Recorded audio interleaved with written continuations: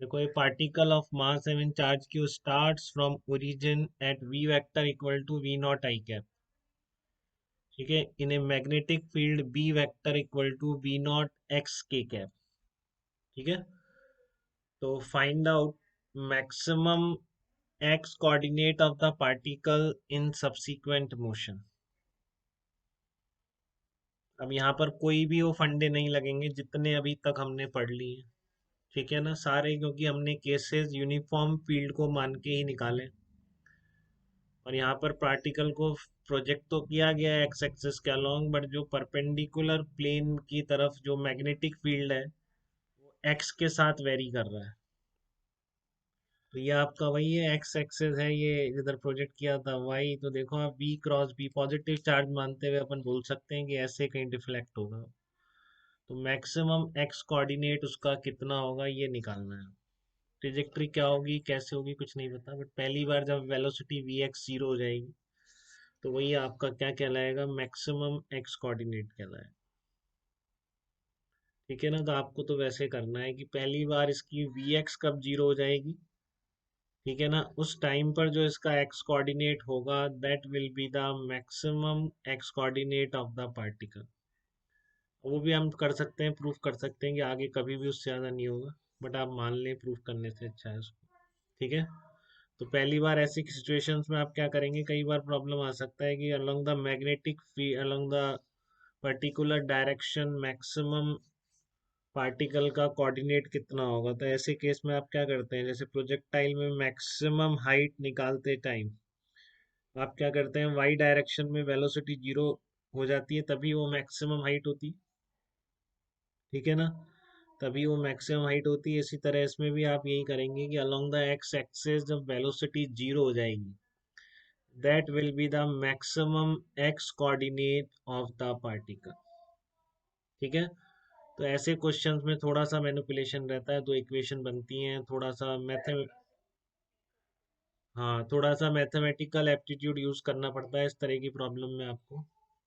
ठीक है ना, कि वही देखिए कैसे आप जो इक्वेशन बन जाती है और मैनिपुलेशन है आपका। तो बिल्कुल शुरू से स्टार्ट कर रहा हूँ, इसी तरह देखिए आप आपने वी नॉट स्पीड से प्रोजेक्ट किया है ओरिजिन पे, along the x axis project किया है, मैग्नेटिक फील्ड की डायरेक्शन के कैप है।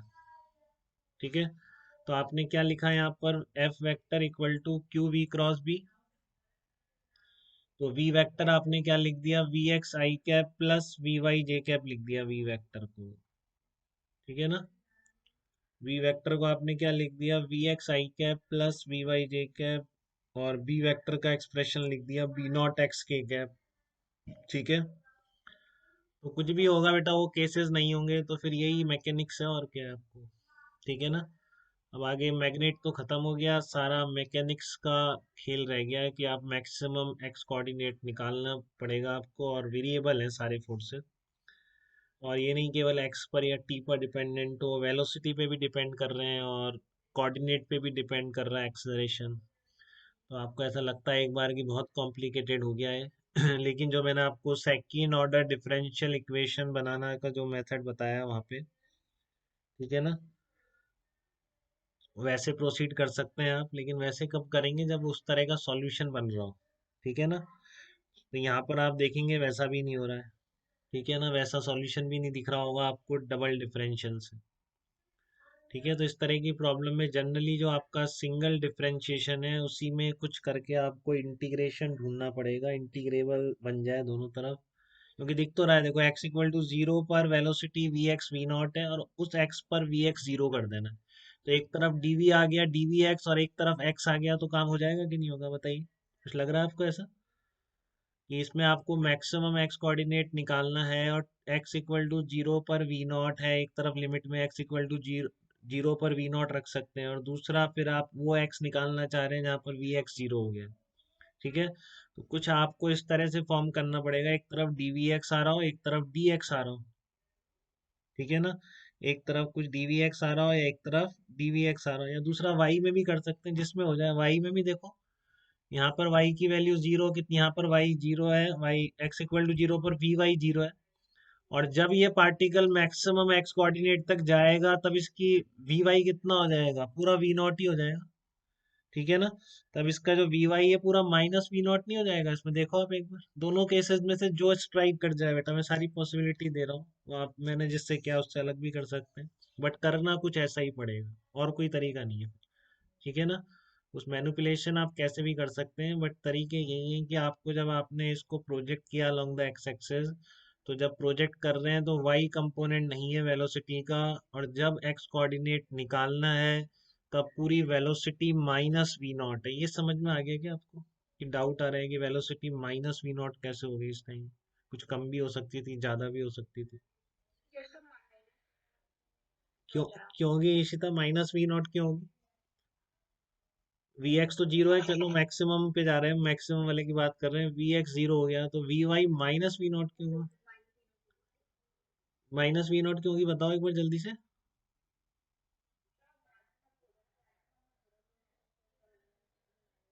नहीं नहीं नहीं नहीं नहीं, ऐसे नहीं, देखो समझो आप बात को, मैं कह रहा हूँ वी एक्स जीरो है आपका एक्स मैक्स पे, ठीक है ना।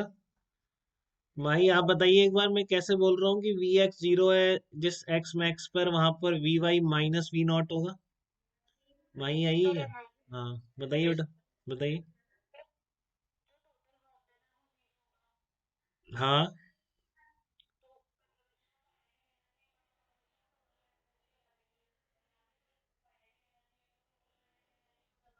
हाँ बस।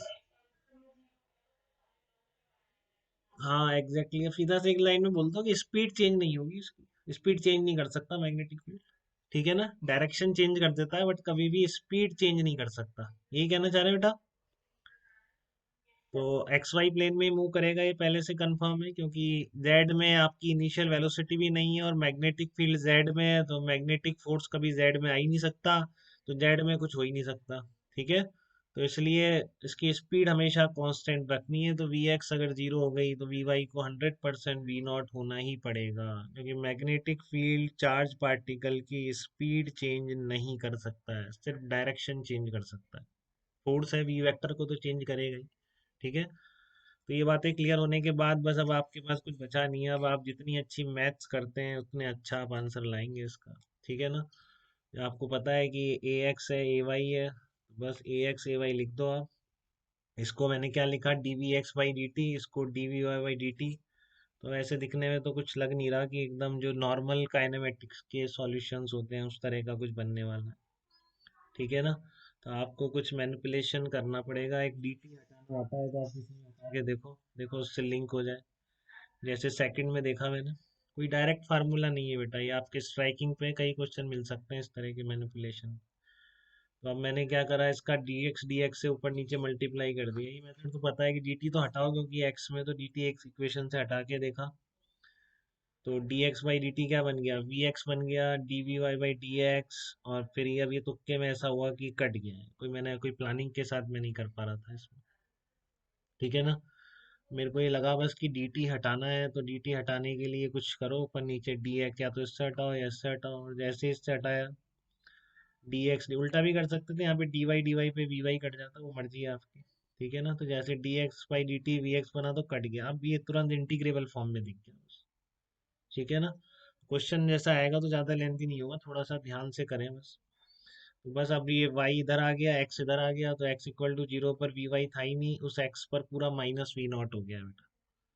तो बस अब आप इसको लिख दो तो एक्स मैक्स आ जाए। ठीक है ना। यहाँ के बाद कैसे करते हो वो आप खुद समझदार हैं, इतनी मैथ्स करते हैं आप।